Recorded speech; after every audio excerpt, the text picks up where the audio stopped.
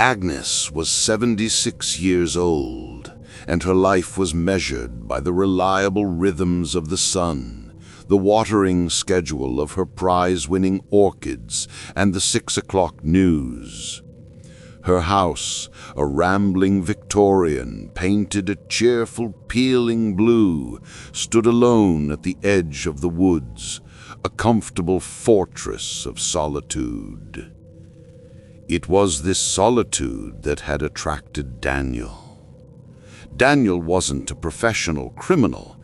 He was a desperate man with gambling debts and a knack for observation.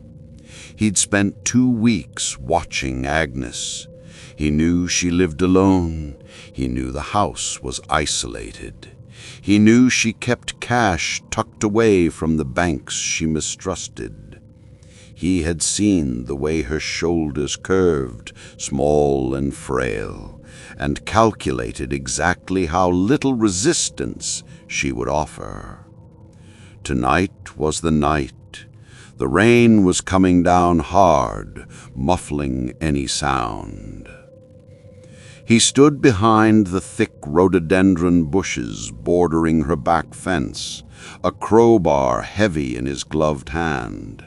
He planned to enter through the rarely used back kitchen door, move quickly to the master bedroom, grab the money, and silence Agnes permanently before anyone noticed the missing 6 o'clock news viewership. He vaulted the low fence easily and crossed the manicured lawn. The back porch was dark. He wedged the crowbar into the gap of the old wooden door frame. A single, sickening crack split the silence, but the rain swallowed the noise immediately. The latch splintered, and the door swung inward. Daniel slipped inside, letting the door close softly behind him. The air inside was warm, thick with the scent of dried flowers and old cooking oil.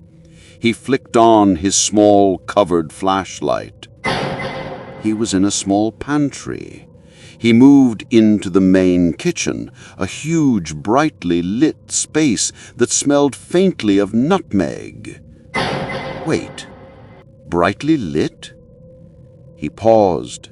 The kitchen lights were on. Not just the overhead fluorescent, but the under-cabinet lighting too.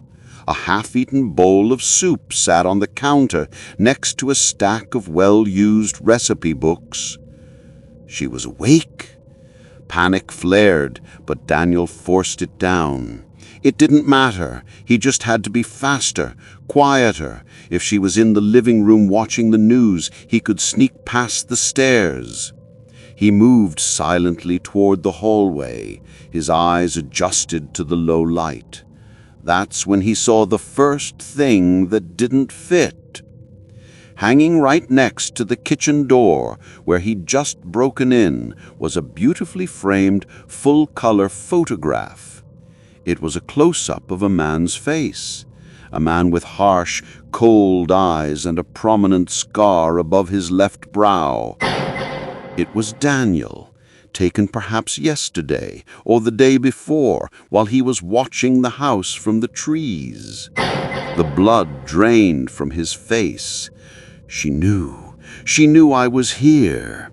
He turned, ready to flee, but a soft, slow sound came from the end of the hall, near the living room. Tap, tap, tap. It was the sound of a cane striking the polished hardwood floor, slow, deliberate, moving toward him. Daniel froze, dropping his crowbar with a heavy, metallic clang that seemed deafening in the silence. He whipped out the knife he carried, not for protection, but for the planned murder. Figure emerged from the shadow of the hall archway. It was Agnes. She wore a thick woolen dressing gown, and her white hair was pulled back in a neat bun. She leaned heavily on a dark wooden cane, but it was her expression that made Daniel's stomach clench. Her eyes, usually watery and gentle, were clear, sharp, and focused entirely on him. And she wasn't scared. She looked profoundly disappointed.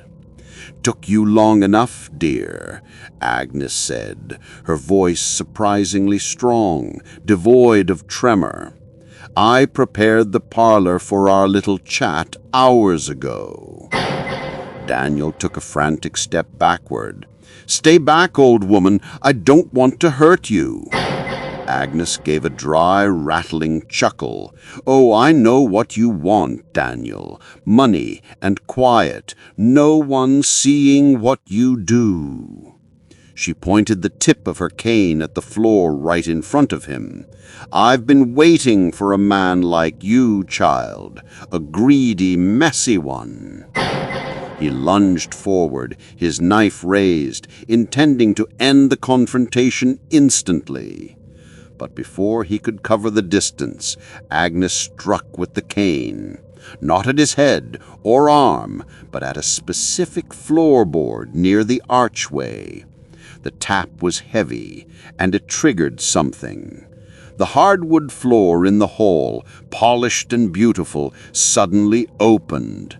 Two massive panels of wood swung violently inward, revealing a pitch-black pit below. Daniel had been moving too fast to stop. He screamed, a short, ragged sound, as he plummeted into the darkness. Agnes didn't even flinch. She watched the floor panels snap shut with a muffled click.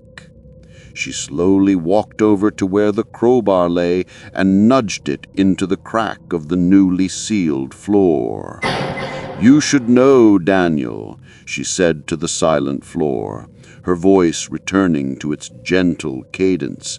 "The house wasn't built for solitude. It was built for containment." She turned and went back into the kitchen, humming a cheerful tune. She picked up the bowl of soup on the counter, then paused, noticing the framed photo of Daniel she had placed by the door.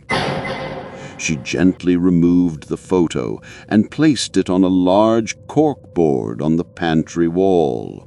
The corkboard was covered with other photos, close-ups of different men with different dates beneath them.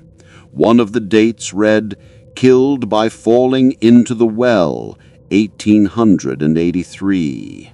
Another, "Lost in the woods, 1999. Agnes picked up a needle and gently pinned Daniel's picture to the board.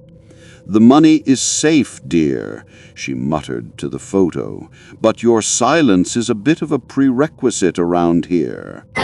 She walked toward the stairs, heading up to the master bedroom.